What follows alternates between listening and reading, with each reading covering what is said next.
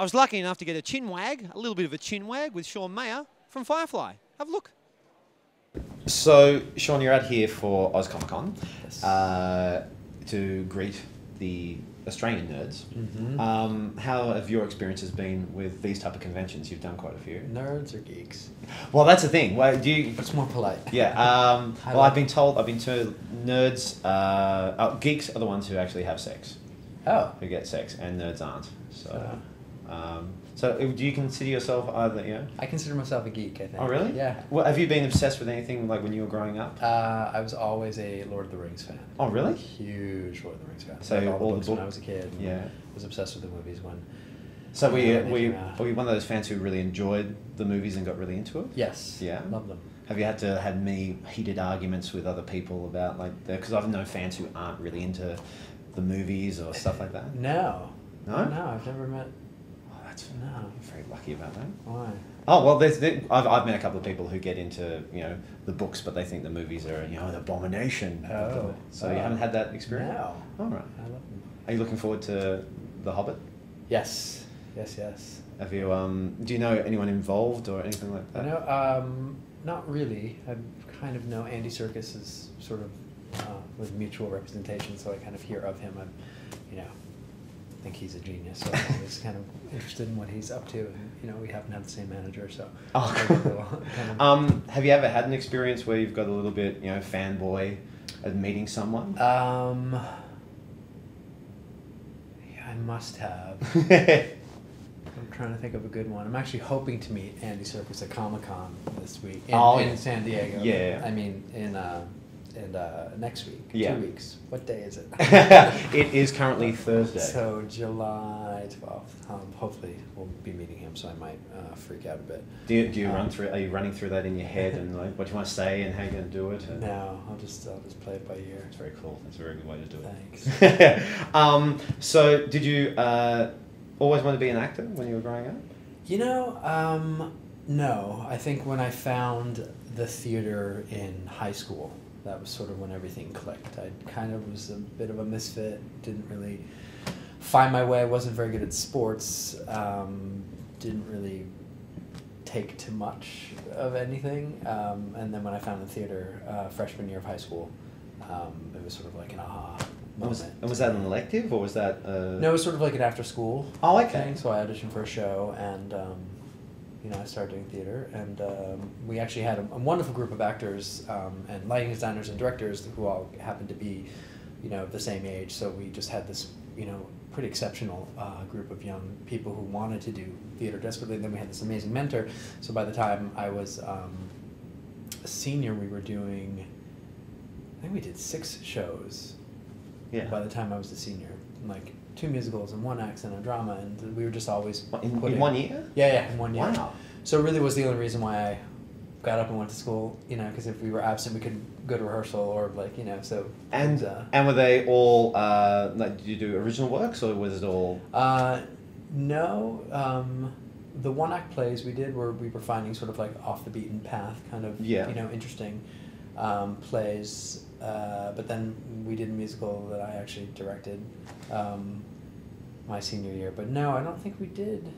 Did we do? No, we didn't do original. And how did you find directing? I loved it. Have you wanted to explore that? Not right now. I'm so happy being in front of the camera. I am starting to write a bit. Mm-hmm. I have a script that I'm trying to write and or develop. So I'm sort of working in the midst of that. But I think when I'm approaching that, I'm sort of keeping my eyes and ears open for the right director to direct it, because I don't think I would have, I don't know, maybe I'm just not confident enough in my ability to direct it's something very close and dear to my heart, so I'd want to put it in the hands of somebody else. And has writing been something that you've done all through your life? I did writing a little bit in college, just more creative writing, and I never actually have written a script. I actually find the task of writing a script rather daunting, which is why, and then, we're always so busy, and I never want to be that guy who's like, hey man, I got a great idea for a script. It's like, who does it? So I think I always shied away from, I want to write something, but I think, since I've I'm a dad now, and I think just becoming just a different person, being a father, has changed me in so many ways. So I think that there's just other stories that I want to be told, and this notion of sort of sitting and waiting for a script to come my way, and then being chosen for that. It just seems like, there could be a different way to do it. If there's a story I want to tell, I could actually write it myself. Yeah. And I think I'm, I don't know, an intelligent, articulate human being, so I don't think it would be total trash. I hardly agree, and I endorse Sean doing his own script. So tell us about your kids. My kids. Yeah.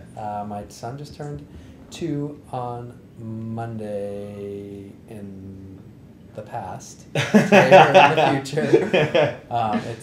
They all just went to bed in LA. He just turned 2, and my daughter is 5. She just turned 5 a couple weeks ago. And she just started school this year? She just graduated nursery school, and she's starting kindergarten in the fall. You can graduate. You graduate in nursery school now? Yeah. Do they have like the big ceremony, and do you get the the robes and the? Oh, they didn't do robes and all that stuff, but we had a whole to do. What did they throw up in the air instead of? They didn't really throw. It was so funny. They did a movie. We go to a very progressive nursery school. It's a remarkable school, and it's based on the Reggio method, which is an Italian philosophy of schooling. So it's kind of letting them sort of steer the way. So very early on in the year, they were just doing cooperative play, like on the playground, with like firefighters, and then the teachers kind of stumbled upon them, and they had like stacked bricks, and they said, yes, we've got a camera and we're filming this, and they had written a whole story. So they thought, well, you know what, let's go with that. So let's follow them and let them lead the way. So they did a storyboard and they did a script, and the parents were like shut out. Like I, of course, as an actor, was like, oh, tell me about it. And they're like, no, this is the children. And so they spent, for the entire year, it was called Firefighter to the Rescue.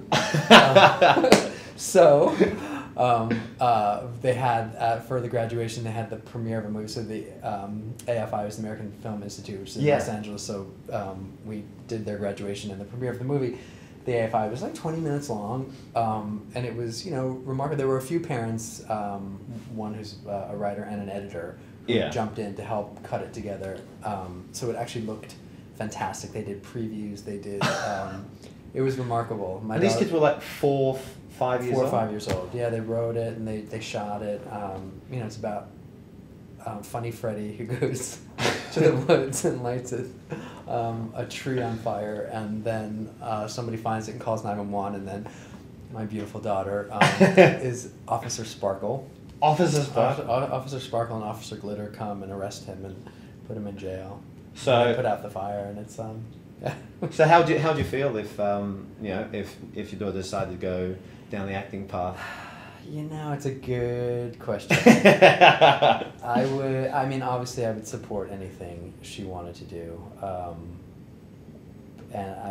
If she wanted to, I would absolutely support her. This is Sophia? Sophia, yeah. Now you took 2 years off acting to be a stay-at-home dad. How was that? Remarkable. Yeah? Yeah, really remarkable. I wouldn't have changed it for anything in the world. Mm-hmm. I mean, it was just, it was amazing. Yeah. I mean, I always wanted to do it, and, we were in, we're so blessed. We were in a financial situation where I could take time off, and we didn't have to worry about my employment, so it was kind of the best of both worlds. It's like we made the decision that we always wanted someone to be home, of course, with the kids. We didn't want to be the couple who had nannies raising their children. Yeah. And was there that that urge of that desire to get back into acting? Yes. Was it always there? Yes. Part of me wondered, is this my calling? Do I really just want to be a stay-at-home dad? And then, no, it was like I always say, she was just my greatest inspiration. Yeah. I felt like I just peeled like a whole other 1,000 of layers of this onion off, and I returned to this like sense of truth of myself that I had been missing for 10 years, I want to say. It was like suddenly I was like so inspired, and so I was dying to get back to work. Mm. Yeah. And you would have been dying to get away from all those fabulous kids TV shows that are on nowadays, which are all flashing lights and bright sounds. Oh yeah, we didn't do those for a while. Oh, yeah. Now we do. Any shows in particular that? Oh gosh, I feel like it changes with the season. It's, what are we in right now? There's something called the Fresh Beat Band. The Fresh Beat Band. Do they come here? No, I don't know. I haven't heard of it. Is there a Fresh Beat Band? No. You know, Sesame Street is an old favorite. Oh, of good. mine, but when my daughter outgrew that, I kind of missed that. How can you grow out of Sesame Street? I think she just it gets a little too I don't know. Predictable. Yeah. There's not much you just can a do little with too much like puppets and not. I think she was more intrigued by some real people. Dora the Explorer. Oh, a big yeah. one. And they're going through a Little Bill phase. Little Bill. It's like it's Bill Cosby did like an animated series. Little Bill. It's like a little kid. A little version of him? Yeah. Does he have the jumpers and? No. Does he doing the No, but like Felicia Rashad is a voice. Oh, really? Yeah, Bill doesn't do a voice, but he's got some of the old Cosby. That's fantastic. Cosby Show people doing the voices, and it's really wonderful. It's like a slice of life from like Brooklyn, and it's like So it's like it makes me nostalgic for for East Coast and Fat Albert and stuff. Yes. So yeah, but you're Yes. originally from New York. Yeah. And you're talking about the fact that this weather in Yeah. Melbourne's. You're okay with the weather because it reminds you of home. I love it. And It's like what is it? 90 well, Fahrenheit. we're in is centigrade, what, so is what centigrade? yeah, centigrade. Oh god, well, What's 90? temperature here at the moment is 13 degrees. So I think. 13. We're looking at all the crew. They're going, don't look at us. We don't know temperature. Right. So 90 is really, really hot. yes, Yeah. thank you. Which I can't stand. Okay. So you're back into acting, and I'm really excited by the fact you've been doing Much Ado. You've done with Joss. Yeah. And tell us about that process. It was. I was actually I was living in Chicago at the time. I was shooting another series, and we were on episode 5, I think, of that series. And I got an email. I came home late one night, and I had an email waiting from Joss, and he was like, "This is what I'm doing. Like, I want you to come play Don John. I need a sexy villain. What saith you?" And I was like, oh my God, well, and I kind of emailed him back, was like, let me figure this out because I'm here shooting the series, and and then I flew to LA because I was doing press for, the show was on NBC, so I was doing an NBC event in LA, and I went with my manager, and I was like, oh, by the way, Joss emailed me, and he was like, email him right now and tell him you were doing this. And I was like, oh, I was terrified. Like, I was really, really terrified. Why are you terrified? I've never done Shakespeare, and it's Joss. So you want to always do right by Joss. He does these Shakespeare Sundays where he'll pick a play, he'll assign roles to people who can come. It's usually like a Sunday brunch type thing. You come, you eat, you drink. So you're like, drink and be merry and get on your feet and do Shakespeare. And I never went because I was so scared. But in my defense, Joss never comes to game night. Like we would do game night at like Nathan's house or whatever. And if we said to him, what type of game? Board games or computer games or board like any kind of game, like Celebrity or Mafia or none of these. Celebrity or Mafia? Do you know Mafia? Is that a board game or is that it's sort of a card game? Yeah. Role-play game? Hard to explain. A little. I feel like I'm like the mentalist like trying to. It's hard to explain. Oh, okay. Yeah, I'd have to have Nathan explain it. I've played it a couple times. But Joss would never come to those because he's petrified of game nights, like which is so funny. But he's okay directing like one of the biggest films of all. Exactly right. Pussy. Jesus. Exactly. But anyway, so I would never do the Shakespeare Sunday. So when he asked me to come do the Much Ado, I was terrified, and I was thinking that my manager was going to say, well, you're doing the Playboy Club, so you can't do this. Yeah. But he was like, I'll get you out. Like, I'll get you out and let's find dates. And the Playboy Club let me out of the next couple episodes, and then the show got canceled. The first day of rehearsal, I showed up, and Joss opens the door, and he's like, sorry about the show. I was like, well, I'm here. They literally couldn't do the show without you. Yeah. Right. I don't think so. So you played Don John, the ultimate. He's actually the bastard. Yeah. Yeah. The bastard, villainous. And how's that for you, playing a... It was wonderful. It was actually my first time playing a villain. And the first time really doing Shakespeare It was my first time really doing Shakespeare, and it was challenging, but probably the most exhilarating I felt in a while working on anything. It was an interesting process of shooting, wasn't it? Because it was really quick. Yeah. So we had a lot of rehearsal, 12 days. Mm-hmm. So we had a lot of rehearsal, which was amazing. But in terms of the actual shooting, you know, one of Joss's greatest gifts is he knows exactly what he wants when he's doing anything, and I've never met such an efficient, among other things, a genius, brilliant, all that. But he's so efficient and knows exactly what he wants, so you can finish it like an extremely long day in like 10 to 12 hours. You know, when you're working with him, because he's so specific. He'll cut when he knows what he wants. He edits as he goes along in his head. It's quite a gift.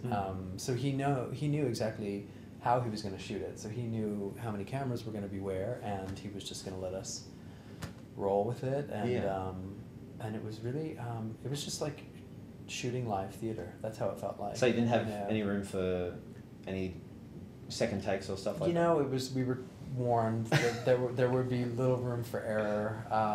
I don't think I understand. I don't remember if I did. You know, it's also Shakespeare, so we wanted to get it word by word. But it was easy because, or not easy, but it was he wanted it as intimate and as contemporary as possible. And I think it's one of Shakespeare's most universal plays. And you know, there's no iambic pentameter, and there's no, you know, it doesn't. So he didn't want us to be big Shakespeare actors. He wanted us to bring it down and make it, which.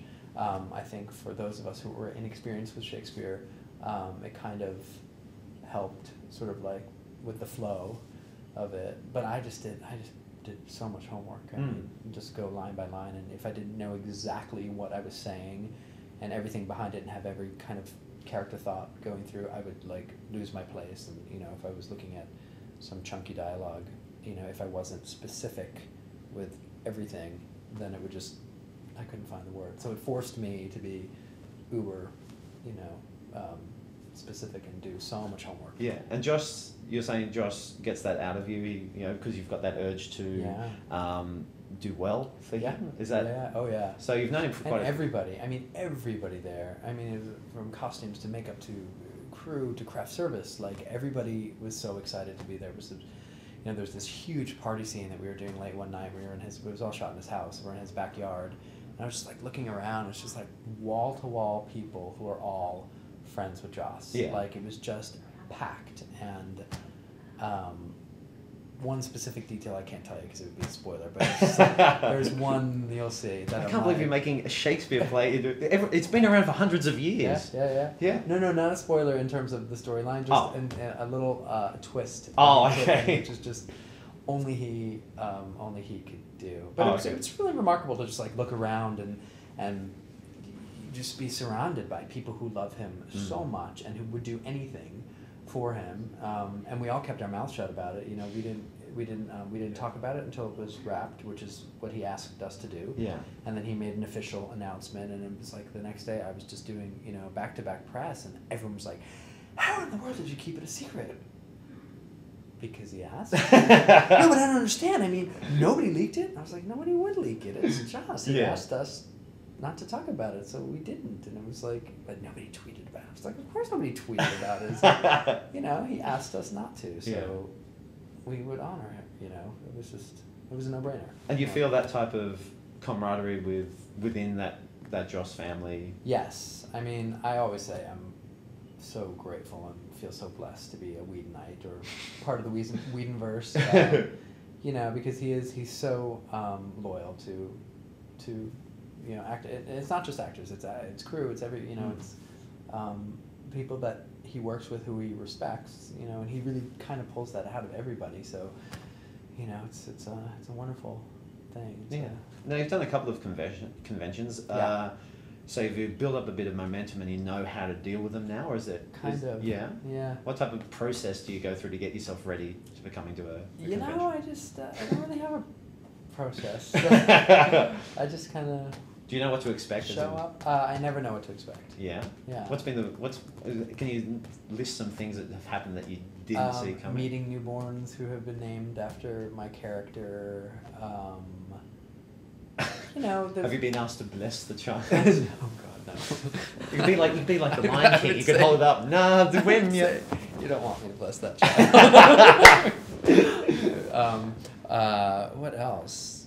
You know, it's been really touching. I came out publicly not too long ago, and I've been a lot of fans have been coming to me and telling me their stories of coming out to their family or friends or what have you. And so everyone's always like, what's the freakiest story? But it was like, I've been so moved by some people that I've met lately in the last year, you know, and I don't do too many of them, but lately there's been a few people who